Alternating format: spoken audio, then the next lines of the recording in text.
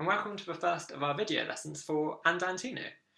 If you haven't already watched the two scales videos, the G major scale and the G major arpeggio, I'd recommend having a look at those before we start this.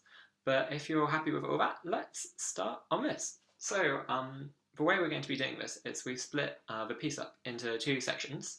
And so in this video we'll learn the first section, in the next video we'll learn the second section, and then in the third and final video we'll put it all together and play through the whole piece. So, before we get started, before we look at the notes of the rhythms, let's just have a look at a few little details, just so we know exactly what's going on.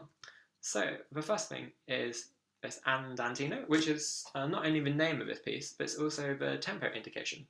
So, in case you don't know, Andantino means slightly faster than andante, which means walking tempo. So it's like a fast walking tempo, maybe? So we can think about that later on, but it's good to know before we start. The next thing, and this is really important before we start thinking about the rhythm, is our time signature here. You're probably normally used to seeing two numbers, one over another one, like 4/4 or 3/4. But what we have here is cut common time. And what that means, it's a bit confusing, but bear with me. It essentially means our piece is in 2/2. Which means that there are two minim beats in each bar. Now, if you're good at maths, you may have realised that that actually adds up to exactly the same as 4/4. So there's the same number of beats, it's either 2 minims or 4 crotchets in each bar.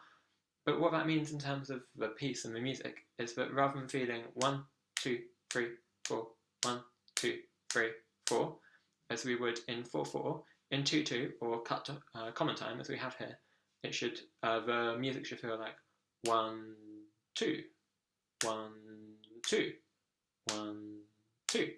So although there's exactly all the bars add up to 4 beats, it's just the way we feel the music should be slightly different. But again, if that doesn't make so much sense for now, we'll talk about it later. And when we're playing the piece and you know how the piece goes, I'm sure it will make a bit more sense then. So, to begin with, let's think about the rhythm of this piece. If you can just take a moment just to look through it and try and work out how it would sound with all the Kodai sounds. So, think about that now.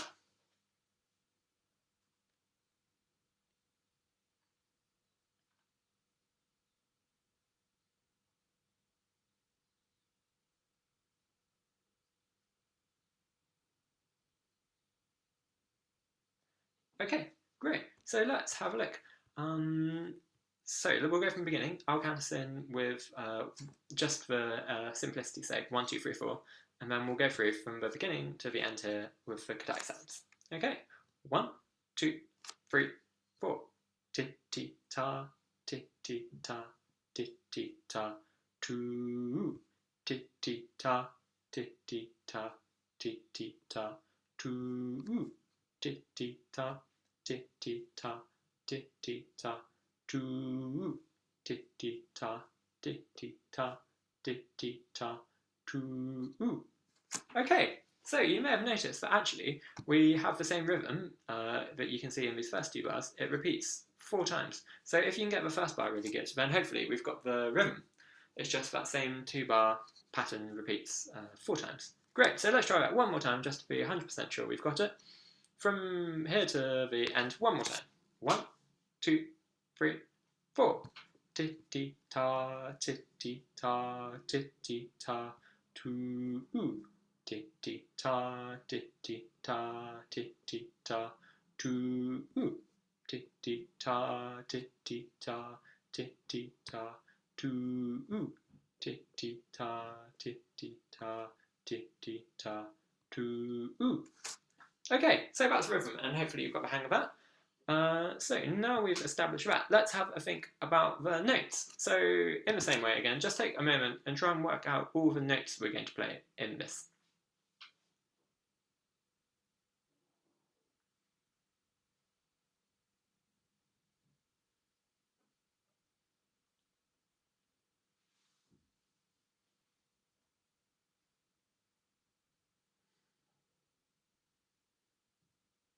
Okay, so I'll put the notes up on screen now. So what we can do now, just for 2 reasons, just so we're 100% sure exactly what notes we're playing, and also just so you get to know how the piece sounds, what I'm going to do is I'm going to pizzicato, and at the same time, if you could sing along, and I'll sing along too, sing along the names of the notes, just so we get used to how it sounds and we know exactly what notes we're playing. The one little area to watch out for is just this F sharp here, because if you remember from the G major scale, we're in this key signature with one sharp. So whenever we play Fs, they're actually F sharps. So just watch out for that as we get along. But yes, let's go from the beginning. Again, I'll count us in 1, 2, 3, 4. And then sing all the notes. Okay, 1, 2, 3, 4. B, C, D, C, B, A, B, A, G, A. B, C, D, E, F sharp, G, G, F sharp, E, D. B, C, D, C, B, A, B, A, G, A. B, C, D, E, F sharp, G, C, B, A, G. Okay, just also because I got that slightly wrong at one moment, let's do that one more time. So same thing from the beginning to the end, singing through all the note names. 1, 2, 3, 4. B, C, D, C, B, A, B, A, G, A. B, C, D, E, F sharp, G, G, F sharp, E, D. B, C, D, C, B, A, B, A, G, A. C, B, D, E, F sharp, G, C, B, A, G.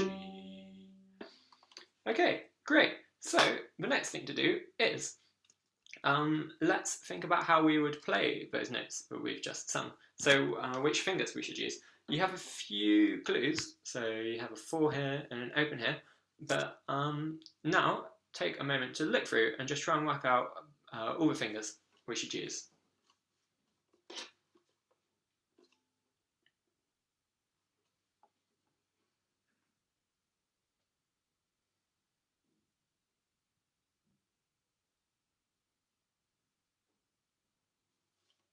Okay, so let's put that on the screen. Here we are. So, yeah, like I said before, we just got to watch out. We have a 4 finger here, but then when we play this note, the D, again, we play open here. So just be careful. I think unless it's written in this part, it should always be open rather than 4 finger. Because as you know, sometimes when it's written, we have the choice of playing either 4th or open. And the reason why we sometimes choose 4 rather than open can be so we don't have to go onto another string. For example, you can see these first 2 bars, it actually all falls on the G string. But if we were to play an open here, we'd go to the D string just for one note. So that's why sometimes, although it can be difficult to begin with, learning to kind of tell the 4 finger what to do, in the long run it's actually easier just to use the 4 finger rather than change string. So enough of that, let's go through this. Same thing again, let's sing it, and I'll pizzicato, and if you can sing all the fingers just so you're really 100% sure what we're going to be doing on that. So from the beginning, 1, 2, 3, 4. 2, 3, 4, 3, 2, 1, 2, 1, open, 1.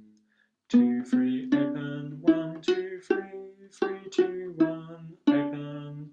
2, 3, 4, 3, 2, 1, 2, 1, open, 1.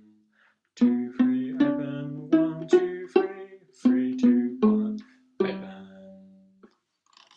Okay, so one more step before we play this first half of the piece. What we should do is just, if you can just get your instrument and let's just mime the left hand. So we're just playing the piece, but without the right hand, so we can just really concentrate on what we're doing with our left hand fingers. So if you want to just maybe pizzicato, but what I'll do is I'll bring the, or even just to put the fingers down, what I'll do is I'll just show you on screen just so you can see exactly what my fingers are doing. So we'll go through from the beginning. So 1, 2, 3, 4. 2, 3, 4, 3, 2, 1, 2, 1, open, 1. 2, 3, open, 1, 2, 3, 3, 2, 1, open. 2, 3, 4, 3, 2, 1, 2, 1, open, 1. 2, 3, open, 1, 2, 3, 3, 2, 1, open. Okay, so that's the left hand. There are a few tricky moments, so maybe let's practice those before we play the whole thing all the way through. The first one is actually just the first three notes, getting this 2, 3, 4. So maybe let's play that. And also something that's really good to remember is just the position of the fourth finger. So my second and third fingers are very close, but there should be a gap between my third and my fourth. So, and as you can see, there's a gap between third and fourth finger. So it means that the fourth finger should sound exactly the same as the open string. So let's just practice that 2, 3, 4 with a nice gap between 3 and 4. 1, 2, 3, 4. Good, let's try that again. Same thing, 2, 3, 4. 1, 2, 3, 4. Great. Hopefully you've got the hang of that. If you need to do a bit more practice of it on it, because sometimes I know it can be difficult just getting used to playing fourth finger, because in our normal lives we don't really use our fourth finger for very much. So if you just want to take a moment to pause the video and just practice that 2, 3, 4, just so you get used to playing with your fourth finger, feel free to do that. But if not, let's just have a look at one other tricky moment, which is here. We go from this third finger on D string to the third finger on G string. I'll just play a few notes before and after so we get the idea. So the 1, 2, 3, 3, 2, 1. Let's just do that together. Just so 1, 2, 3 on D, and then 3, 2, 1 on G. Okay, 1, 2, 3, 4. Again, 1, 2, 3, 4. Okay, so hopefully there are the two kind of danger moments in this first half of the piece. Let's now play through the whole thing. So we'll go from the beginning up until the end. Okay, and again, I'll count us in 1, 2, 3, 4. Ready? 1, 2, 3, 4.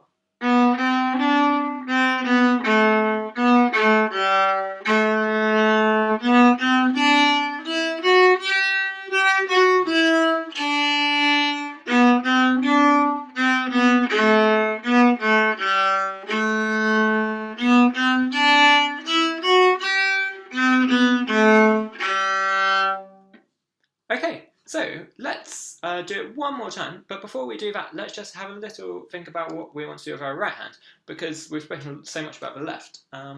So let's just remember all the important things with right hand, which are making sure the bow is in between the bridge and the fingerboard, maybe using the F holes as a guide, making sure the bow is not tilted one way or another, but it should be kind of in line with the bridge. And then the last thing is just making sure we're not using too little or too much bow. So we should just generally, people tend to use too little bow. So just making sure you're using a good amount of bow so we're making a good strong sound. So bearing all that in mind, let's just play through this first half for the last time. Okay, 1, 2, 3, 4.